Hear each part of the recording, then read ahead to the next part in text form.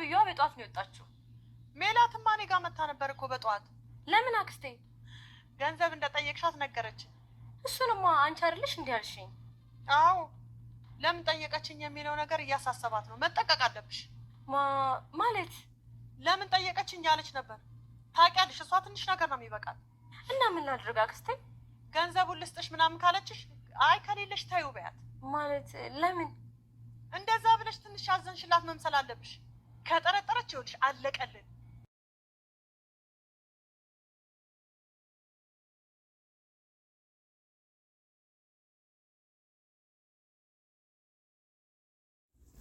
ሀንዬ ወይዘሮ ሜላት እናቷ እንደሆነች አወቀች። እዛ ክላስ የምትገቢው እኔ ስራ ቦታ ሲሄድልሽ ለምንድን ነው? እስኪ ተረጋግተሽ ቃስ ብለሽ አስረጅኝ ስትል ሜላት ለሀንዬ ተነግራታለች። አባትሽ ብሶባቸው ታመው ገንዘብ ፈልገሽ ይሆን ወይም ስትል ስትነግራት አረ እኔ ሌባ አይደለሁም ብላ ለወይዘሮ ሜላት ትመልስላታለች። እኔ አንቺ ክላስ የምገባው የሀሴትን ፎቶ ለመፈለግ እና ለማየት ነው ብላ ስትነግራት ለምንድነው የሀሴትን ፎቶ ማየት የፈለግሽው ስትል ወይዘሮ ሜላት መልሳላታለች። ሀሴት ከመጣች ጀምሮ እኔ ሰላም እየሆንኩኝ አይደለም፣ እንዴት አድርጌ እንደምነግርሽ ግራ ገብቶኛል፣ ጨንቆኛል ብላ ለሷ ትነግራታለች። እስኪ የሀሴትን ፎቶ አሳይኝ እትዬ ብላ ስትጠይቃት እሺ ብላ እንዲሁም ያንን ፎቶ ለመፈለግ ከሆነ ለማየት ከሆነ እኔ ክላስ ገብተሽ የምትፈልጊው ለምን ለኔ አልነገርሽኝም? አሳይሽ ነበር እኮ ስትል ለሀና ትመልስላታለች። ያንን ፎቶ ስታሳይ ወይኔ እጉዴ ብላ በጣም ደንግጣ እየተርበተበተሽ ችግር አለ ወይ እባክሽ ንገሪኝ ሀንዬ፣ ቃስ በይ ተረጋጊ ብላ ወይዘሮ ሜላት ለሀንዬ ትነግራታለች። አሲር ስልክ ይደውልላታል። አባዬ ምን ሆነ አሲር ብላ ደንግጣ እንደዛ ያቀፈችውን ፎቶ ጥላው ትሄዳለች። ኖላዊ ምን ገጥሟቸው ይሆን? በዛ መልካስ ደንግጦ ያስኬዳት ሀንዬን።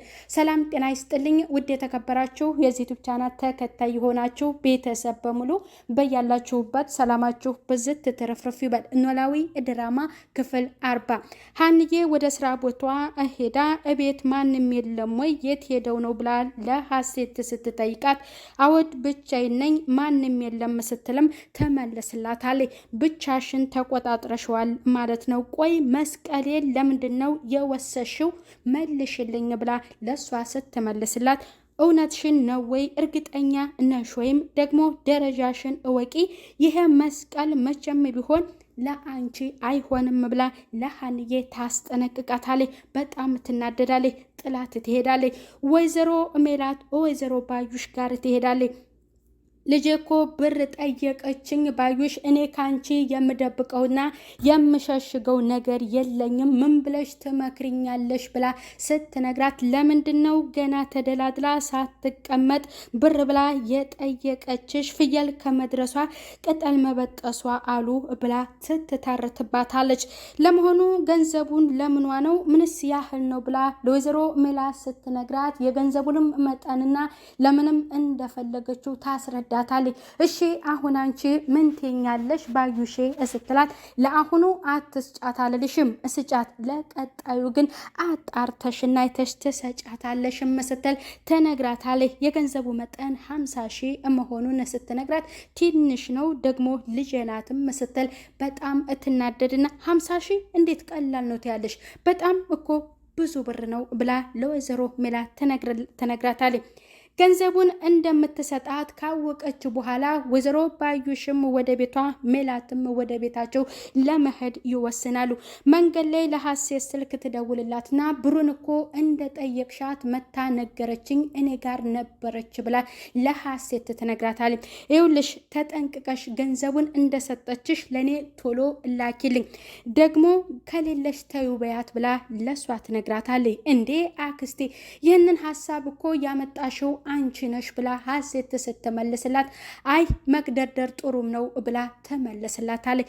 ወይዘሮ ሜላት ወደ ቤትም ትመለሳለች። ሀንዬ ኪችን እንደሆነች ሀሴት ወደዛ ትገባና እናቴ በሌለችበት ሰዓት እዛ እየገባሽ የምትፈልጊውን ነገር ብታቆሚ ይሻልሻል። ደግሞ ከኔ ጋር የምታደርጊውን ነገር ብታርፊ ይሻልሻል ብላ ታስጠነቅቃታለች። አሁን እርቦኛል፣ ቁርሴን ወደ ሳሎን አምጭልኝ ብላ ገልመጥ አድርጋ ትሄዳለች። ምን አይነት ናት ብላ ሀንዬ የምትናደዳለች። ወይዘሮ ሜላት ትመጣለች።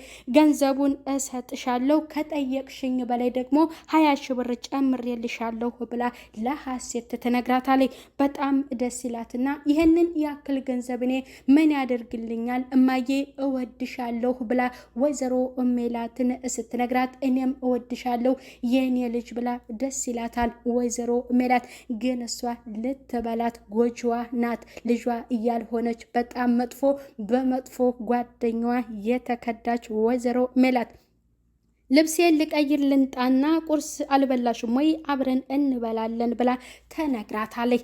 ያንን ልብሷንም ልትቀይር ወደ ክላስ እንደገባችላት ለባዩሽ ስልክ ትደውልና ብሩን እኮ ልትሰጠኝ ነው አካውንትሽን ላኪልኝ ብላ ለባዩሽ ትደውልላታለች።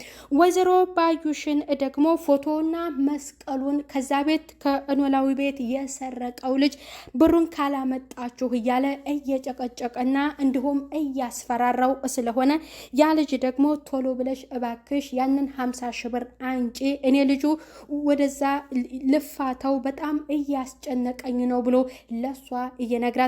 አንተ ወንድ አይደለም እንዴ ምን ያንቦቀቡቀሃል ብላ ለሱ ደግሞ እትነግረዋለች። ለኔ ችግር የለም ይህ ነገር ግን ለአንቺ ነው የሚያስፈራው ብሎ ለሷ እየነግራትና በጣም ስለተጨነቀች ያንን ገንዘብ ቶሎ እሷ እንደላከችላት ከልጁ ጋር ትገናኝና ያንን ብር ትሰጧለች። አሁን ጨርሻለሁኝ ብላ ስትነግረው አሁን ጨርሻለሁ ብለሽ ደግሞ እንዳትረሽኝ ጠይቂኝ ብሎ ይላታል።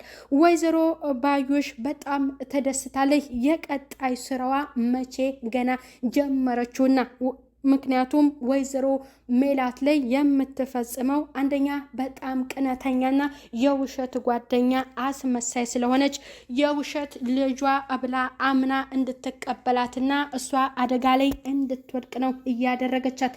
ሀንዬም እንግዲህ እንደተጨነቀች ሰላምዬ እትመጣና ምን ሆነሽ ነው? ሰሞኑን ትክክል አይደለሽም፣ እባክሽ ንገሪኝ ሀንዬ፣ እኔ የቅርብ ጓደኛሽ አይደለሁም ወይ? ከኔ መደባበቅ ጀመር ነው ብላ ስትነግራት አይ እኔ በጣም ጨንቆኛል፣ እንዴትም አድርጌ እንደምነግርሽ ብቻ ሰላምዬ ግራ ገብቶኛል ብላ ለሰላም ስትነግራት ያው የአባቷ ነገር ይሆናል ብላ እቅፍ ታደርጋታለች። ከአሲር ጋር ይገናኙና ገንዘቡን እንደምትሰጠውና አካውንትህን ላክልኝ ገንዘቡን ትራንስፈር ላድርግልህ ስትለው እኔ ምን ያደርግልኛል እኔ ደግሞ ደሃ ነኝ፣ ሌባ ደግሞ ለአንድ ቀን ነው የለኝም ብሎ ይላታል። እሺ እንደዛ ከሆነ ግን በጣም ትቀልዳለህ፣ ቁርስ ልጋብዝህና በዛው ገንዘቡን ልስጥህ ብለው ከሱ ጋር ትሄዳለች።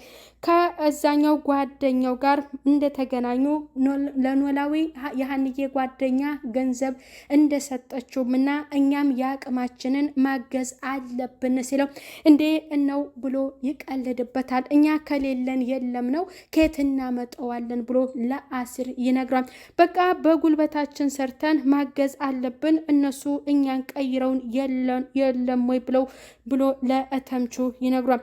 ተምቹ ግን አሁንም ሲጋራውን ለማጨስ ሲሞክር አንተ አትሻሻልም፣ አሁን ልታጨስ ነው ወይ አጠገቤ ብሎ ይነግራል። ለእሳቸው መታከሚያ እንደዚህ የተጨነቀው እሷ ችክ ስለሆነች ነው ብሎ ለሱ ሲነግረው ደግሞ እዚህ ጋር በጣም ይናደዳል።